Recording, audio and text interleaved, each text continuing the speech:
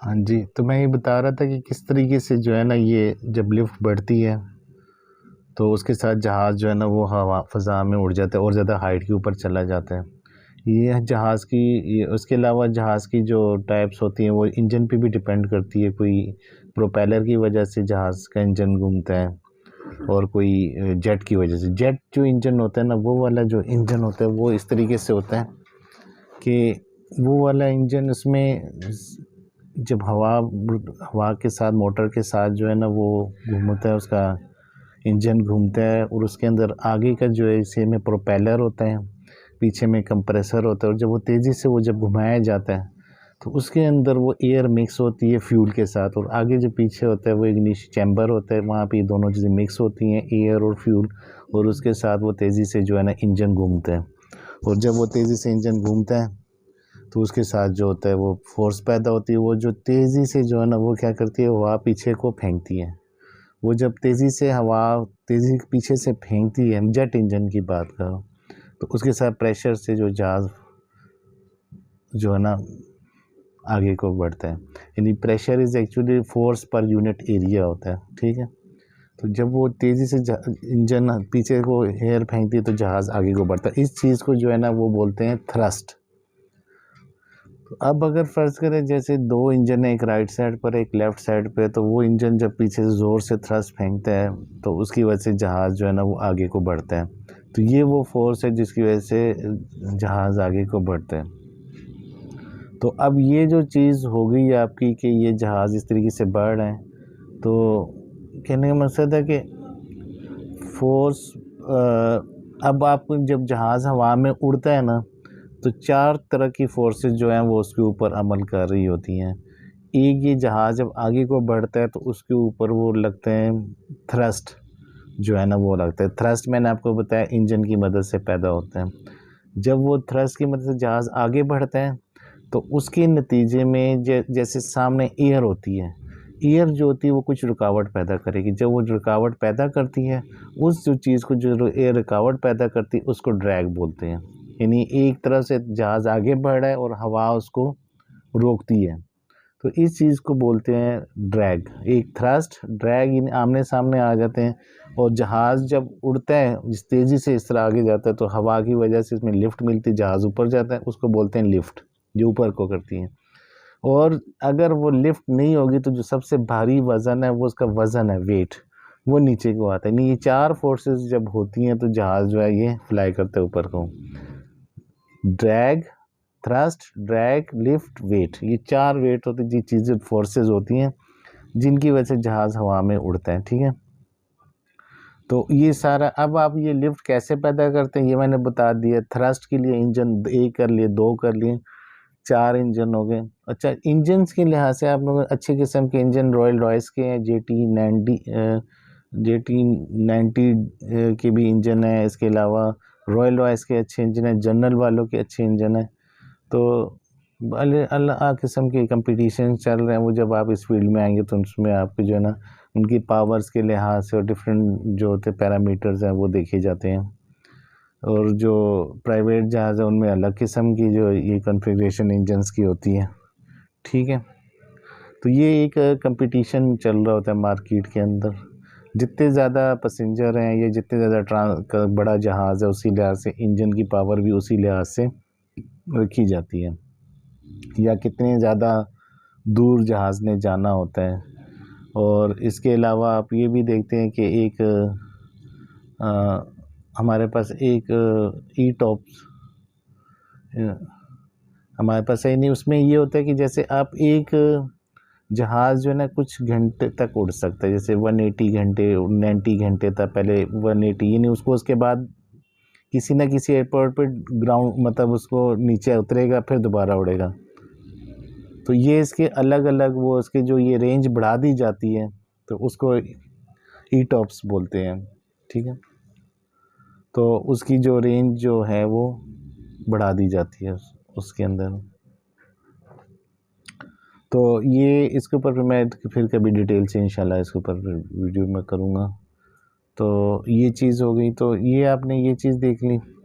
तो ये इंजन्स की परफॉर्मेंस और एफिशिएंसी के ऊपर डिपेंड करता है कि कितने ज़्यादा कस्टमर बिठाने हैं और क्या होता है। बाकी जहाज़ के इंजन्स बहुत इम्पोर्टेंट होते हैं, बहुत ज़्यादा इसकी जो है वो उसकी इम्पोर्टेंस होती है।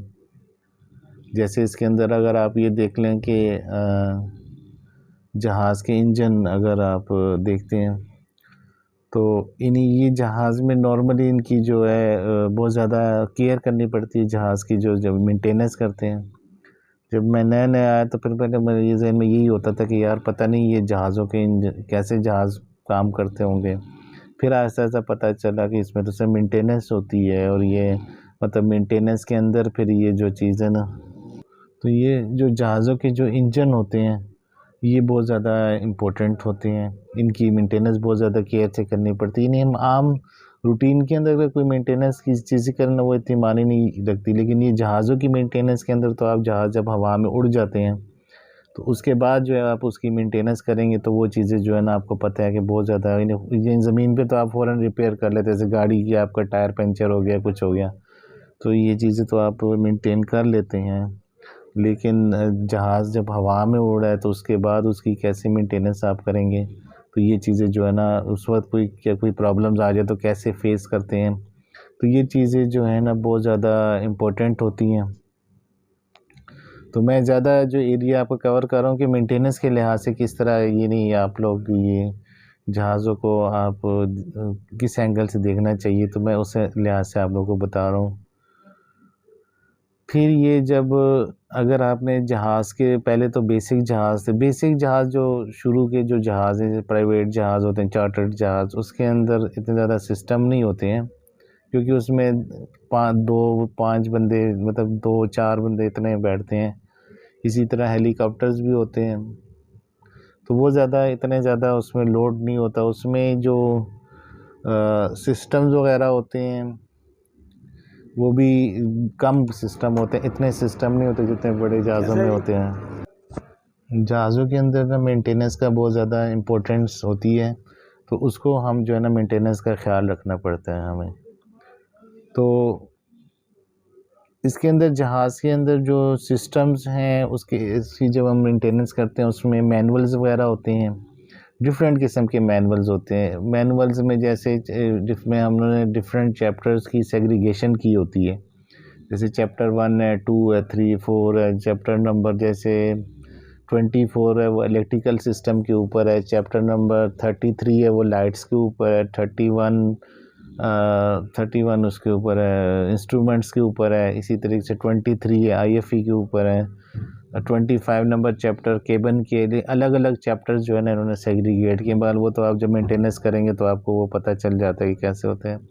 इसके अलावा मैनुअल्स होते हैं, उसमें मेंटेनेंस मैनुअल्स होते हैं जिसमें मेंटेनेंस के बारे में, यानी कोई चीज़ की अगर आप मेंटेनेंस करनी है, जैसे कोई अगर आपका कोई भी सिस्टम है, जैसे कोई चीज़ अगर आप मेंटेनेंस कर रहे हैं, जैसे लाइट्स की मेंटेनेंस कर रहे हैं तो उसका चैप्टर नंबर 33 पे जाएंगे, वहाँ उसकी सर्विसिंग दी होगी, वहाँ मेंटेनेंस दी होगी कि कौन सा पार्ट नंबर कैसे उसको रिमूव करना, उसका पूरा तरीका बताया होगा, कौन कौन सी सेफ्टी प्रिकॉशंस आपको लेनी पड़ती हैं, वो चीज़ होगी। फिर वो जो सेफ्टी वो चीज़ों को जब आप करेंगे ना, तो इसी तरह अगर आपको पार्ट ढूंढना है उसमें, एयरक्राफ्ट के अंदर कोई भी पार्ट अगर आप लगाते हैं ना, तो वो पार्ट आप ऐसे ही नहीं लगा लेते कि मतलब जैसे मर्जी। वो बाकायदा जैसे बोइंग का जहाज़ है तो वो अमेरिका से आएगा, वो उनके स्पेसिफाइड पार्ट्स होते हैं, वही पार्ट उसके ऊपर लगाना है जो पार्ट नंबर उसके ऊपर दिया होता है।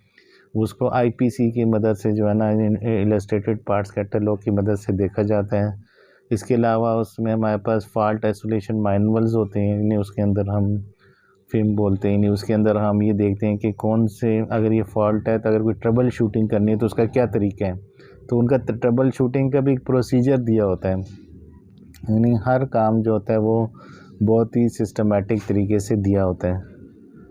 और ये चीज़ें हैं। इसके अलावा इसमें डिफरेंट ट्रेड्स होते हैं जहाज़ के हवाले से, जैसे है एवियोनिक्स है, बिजली का ट्रेड हो गया, एरोस्पेस हो गया, उसमें इंजन आ जाता है, एयर फ्रेम का ट्रेड आता है, केबन का ट्रेड है, इन फ्लैट आईएफई सिस्टम का ट्रेड है, इन फ्लैट इंटरटेनमेंट सिस्टम।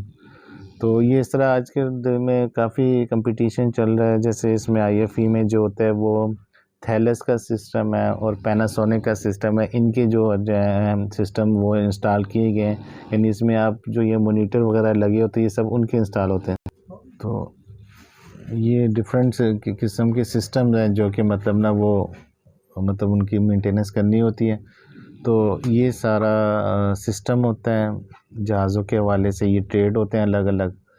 तो उसके लिए जो है ना आप जैसे मैं जब इसके अंदर इस ट्रेड के अंदर आया तो मैंने पहले तो एफएससी की, फिर उसके बाद बीएससी की डबल मैथ स्टैटिस्टिक्स के साथ, और उसके बाद जो है ना मैंने 3 साल की अप्रेंटिसशिप की। इनके हमारा बाकायदा पीए से 1996 के अंदर अप्रेंटिसशिप में मुझे मिली, जॉब मिली। तो उसमें फिर मैंने बाकायदा अप्रेंटिसशिप वगैरह की। तो वो अप्रेंटिसशिप में मतलब ये कि हमने 1 साल थ्योरी की और 2 साल जो है ना वो 2 साल जो है ना हमने प्रैक्टिकल जहाज़ों के ऊपर काम किया। तो उसमें मतलब मैं as aircraft technician, aircraft technician मेरी जॉब हुई है। तो मैं बता रहा था कि इसमें ना डिफरेंट टाइप की जो होते हैं ना वो ट्रेड्स वगैरह हैं, ये इसमें मैंने बता दिया आपको। तो इसके अंदर ये कि एवियोनिक्स का अलग से ट्रेड होता है। अच्छा, ये सारे जो काम होते हैं ना मतलब ये जो एयरक्राफ्ट की सारा सिस्टम है ये इन्हीं बड़े ऑर्गेनाइज तरीके से ये नहीं इस पर काम होते हैं। इसमें क्या होता है कि जहाज़ की जब मेंटेनेंस होती है तो इसके लिए डिफरेंट वर्कशॉप्स होते हैं जिसको हम वर्कशॉप्स बोलते हैं, शॉप्स बोलते हैं। यानी उसमें क्या होता है, इंस्ट्रूमेंट की अलग शॉप्स है, इलेक्ट्रिकल सिस्टम की अलग है, केबन की अलग शॉप्स हैं जहाँ केबन के पार्ट्स वगैरह की रिपेयर होते हैं। इलेक्ट्रिकल शॉप में इलेक्ट्रिकल के पार्ट्स हैं, जनरेटर, मोटर्स वगैरह, ये सारी चीज़ें जो है ना ये रिपेयर होती हैं। तो उसके अलावा जो है वो इंस्ट्रूमेंट शॉप है, वहाँ पे इंस्ट्रूमेंट के आइटम वगैरह सारे रिपेयर होते हैं। इलेक्ट्रिकल की शॉप है, न्यूमेटिक शॉप है, वहाँ न्यूमेटिक के जितने आइटम्स होते हैं वो रिपेयर हो रहे होते हैं। इंजन की शॉप्स है, वहाँ पे इंजन के जो आइटम्स हैं वो रिपेयर होते हैं। तो ये डिफरेंट किस्म की शॉप्स होती हैं, ठीक है। और इसके अलावा ऑक्सीजन्स की जो शॉप्स होती हैं वहाँ जैसे ये होते हैं ऑक्सीजन सिलेंडर्स वगैरह जो होते हैं वो सारे रिपेयर हो रहे होते हैं या उसको रीफिलिंग करते हैं। उनकी जो है बैटरी शॉप्स होती हैं, वहाँ बैटरीज वगैरह रीफ़िल की जाती हैं। तो ये इसके अलावा आईएफई की भी शॉप्स हैं। इस टाइम पे आईएफई की भी हैं कि मतलब आईएफई और केबन कई जगह पे इकट्ठे होते हैं और वहाँ पे इनकी जो शॉप्स वगैरह होती हैं जहाँ पे इनका जो मेंटेनेंस का जो काम है वो किया जाता है।